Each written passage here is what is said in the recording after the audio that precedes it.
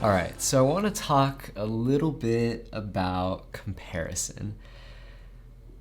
And this is me getting really vulnerable with you guys. I know I normally don't get this vulnerable over my teaching videos, but it's something I've really struggled with, and I know a ton of creatives struggle with. So, and that's comparison, and the way it really plays out, if I'm honest, is I've been doing this a long time, but I still I know you guys could probably relate. You see your friends do awesome stuff, and you're just looking at it, and you want to be happy for them, but inside you're just like, man, I'm not good. I'm not good enough.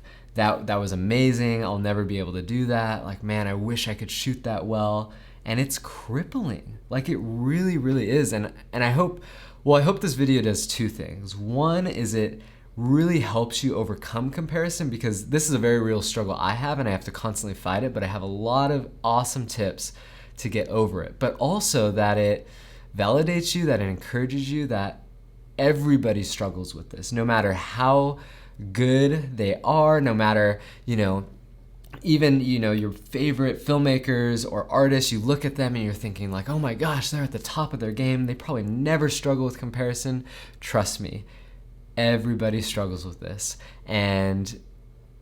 But it can be overcome. So just to give you a little bit of background on what I'm talking about, like I said, looking at other people's work, and then it kind of just spirals into, oh, I'm not good enough, and then you get to weddings and you're always second guessing your decisions because you're like, oh my gosh, like, would this be the shot that this person could get? You're trying to impress. You're almost striving for something that you can never really attain, because you're just trying to copy everyone else, and you're trying to be the best, so that you don't have to struggle with comparison anymore. But that is not the way to do it. It just kind of leads to this really sad place where you're just stuck.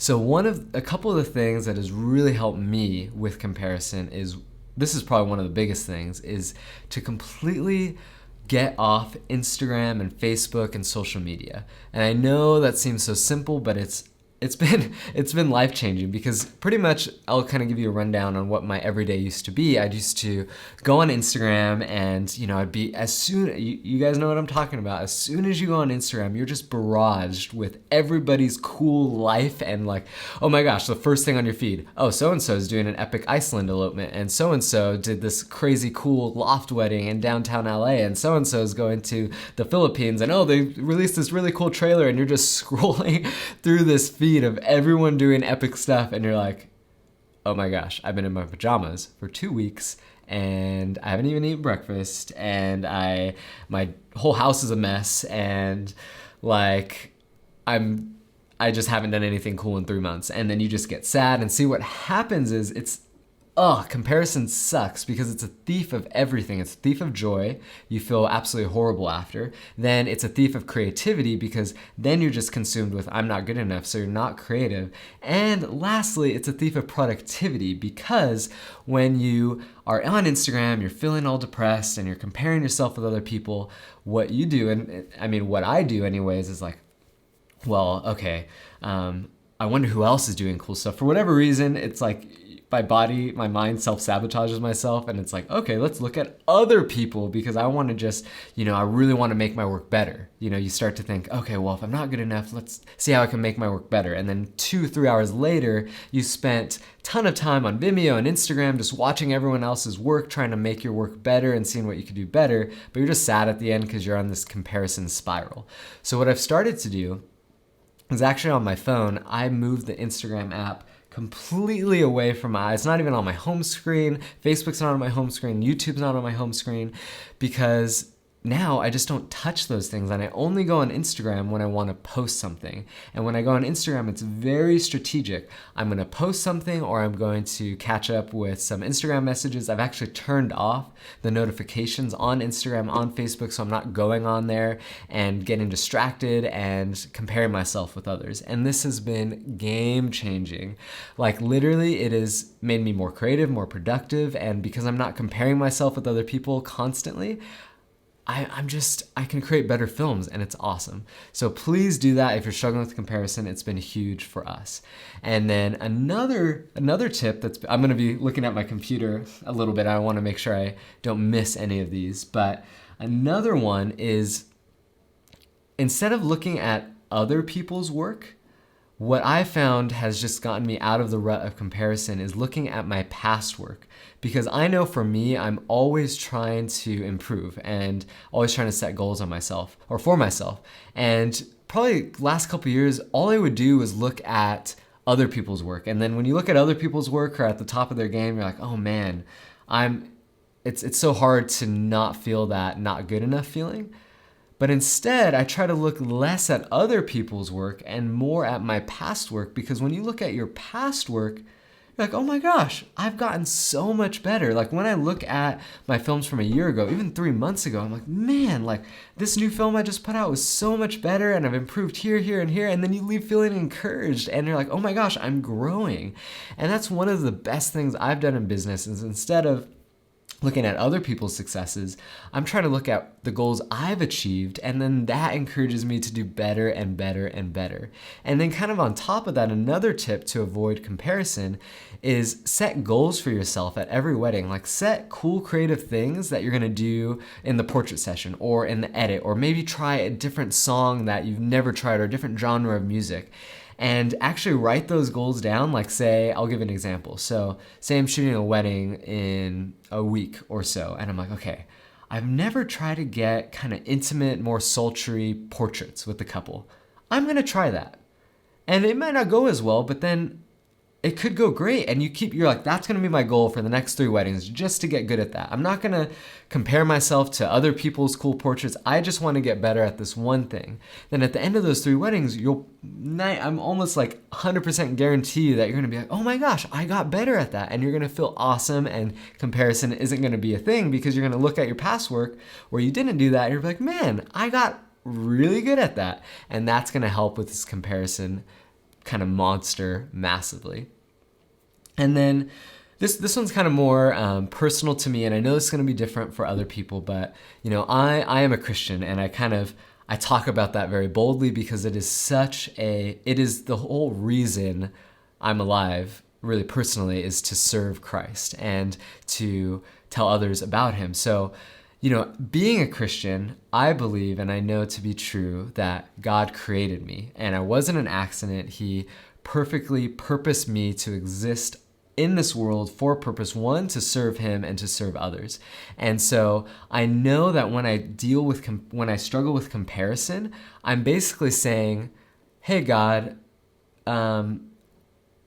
you didn't create me in a way that pleases you, because I'm thinking, oh, I'm not good enough. So then by me saying I'm not good enough, it's telling God that he made a mistake, or that, you know, what he created in me isn't good enough. But that's just a lie. That's not true. Because knowing what I believe is true is God made me for a reason, for a purpose. He gave me the exact talents that he wanted me to have, no more, no less, and he wants me to serve other people with them.